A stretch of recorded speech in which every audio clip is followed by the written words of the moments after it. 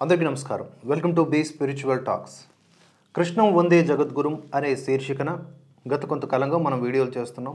జగద్గురువు అయినటువంటి శ్రీకృష్ణ పరమాత్మకు సంబంధించిన అనేక గాథల్ని, వాటి అంతరార్థాల్ని చెప్పే ప్రయత్నము, తెలుసుకునే ప్రయత్నము చేస్తున్నాం. పోలిసిటీ బ్రదర్స్ వ్రాసినటువంటి పుస్తకం ఆధారంగా చేస్తున్నటువంటి వీడియోస్ ఇవి. ఆయా పుస్తకాలను మీరు డైరెక్ట్గా పొందాలి అనుకుంటే స్క్రీన్ మీద కనిపిస్తున్న నెంబర్లను ఒకసారి సంప్రదించండి.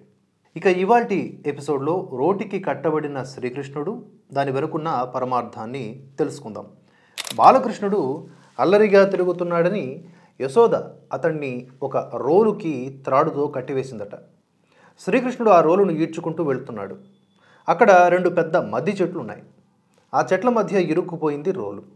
శ్రీకృష్ణుడు లాగుతుంటే రోలు కదలడం లేదు. పరమాత్ముడైనటువంటి శ్రీకృష్ణుడు బలంగా లాగేసరికి రెండు మద్ది చెట్లు నిలువున విరిగిపడ్డాయి. రోలు విడుదలై వచ్చింది. కూలిపోయిన మద్ది చెట్లు గంధర్వులుగా మారిపోయారు. శాప కారణంగా చెట్లుగా మారిన తమకు శాప విమోచనమైందని చెప్పి శ్రీకృష్ణునికి నమస్కరించి వెళ్ళిపోయారు వాళ్ళు. ఈ గాథలోనూ అంతరార్థం ఉంది. కామానికి లొంగిపోరాదని, మితిమీరిన కామం అనర్థ హేతువని మరో విధంగా చెప్తున్నాడు శ్రీకృష్ణుడు. అల్లరిగా తిరిగే బాలకృష్ణుడంటే స్వేచ్ఛగా తిరిగే మానవ యువకుడని ఇక్కడి భావం. అతనికి పెద్దలంతా కలిసి వివాహం చేస్తారు. యశోద శ్రీకృష్ణునికి రోటికి బంధించడం అంటే అదే. సంసార జీవితం రోలుగా పోల్చబడింది, లేదా మనం పోల్చుకోవచ్చు. ఇక్కడ పరమాత్మ గాథల్ని అనేక రకాలుగా మనం మలుచుకొని సారాల్ని గ్రహించటమే మన పరమార్థం. అంతకుమించి ఇందులో ఏమీ వక్రభాష్యములు కావు. కేవలం వాటిని డీకోడ్ చేయటం, వాటి ద్వారా మంచిని గ్రహించటం. తరువాత అలా కట్టబడినటువంటి త్రాడే సంసార బంధం. స్వేచ్ఛగా తిరిగే మానవుడు పెద్దలు వేసినటువంటి సంసార బంధం వల్ల ఆ సంసారిక జీవితాన్ని లాక్కుంటూ ముందుకు సాగిపోతూ ఉంటాడు. శ్రీకృష్ణుడు రోలును ఈడ్చుకుంటూ వెళ్ళడంలాగా సంసార జీవితంలో ఒక భాగం శృంగారం.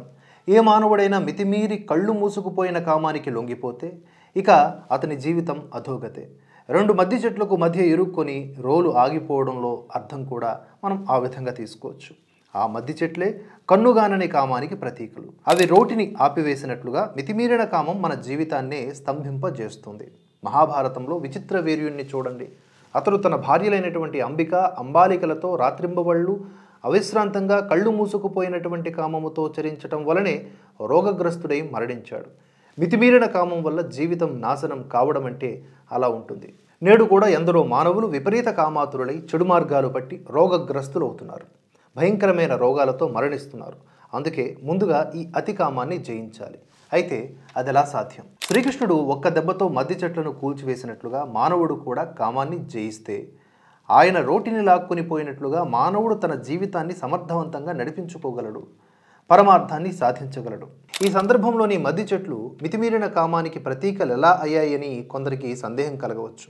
అందుకోసం ఆ మద్ది చెట్ల పూర్వగాథను తెలుసుకోవాలి మనం. ఆ చెట్లు నిజానికి ఇద్దరు గంధర్వులు. వారిద్దరూ మితిమీరిన కామంతో దిగంబరంగా తయారై కొందరు గంధర్వ కన్యలను కూడా దిగంబరంగా చేసి స్వేచ్ఛగా ఒక తోటలో కామ క్రీడలాడసాగారు. ఆ సమయంలో నారదముని అక్కడికి వచ్చారు. ఆయన్ని చూసి సిగ్గుతో గంధర్వ స్త్రీలు చాటుకి పారిపోయారు. కానీ ఈ ఇద్దరు మాత్రం కామంతో ఒళ్ళు తెలియని వారై అదే విధముగా చెట్ల వలె నిటారుగా నిలుచున్నారు. ఆ చెట్లకు మీకు తేడా ఏముందిక? అందుచేత మీరు నిజంగానే చెట్లుగా మారిపోండి. మీ గర్వాంధకారానికి, కామాంధకారానికి ఇదే శిక్ష అని శపించాడు నారదుడు. వారు భయపడి క్షమాపణ వేడగా బాలకృష్ణుని వల్ల శాప విమోచనం జరుగుతుందని నారదుడు చెప్తాడు. వారిద్దరూ మద్ది చెట్లుగా మారారు. ఆ చెట్లను కన్నుగానని కామానికి ప్రతీకలుగా అందుకే చెప్పడం జరిగింది. రేపు శ్రీకృష్ణునికి సంబంధించిన మరొక చక్కటి గాథ, దాని అంతరార్థాన్ని తెలుసుకునే ప్రయత్నం చేద్దాం. అందరికీ ధన్యవాదాలు. జై శ్రీకృష్ణ.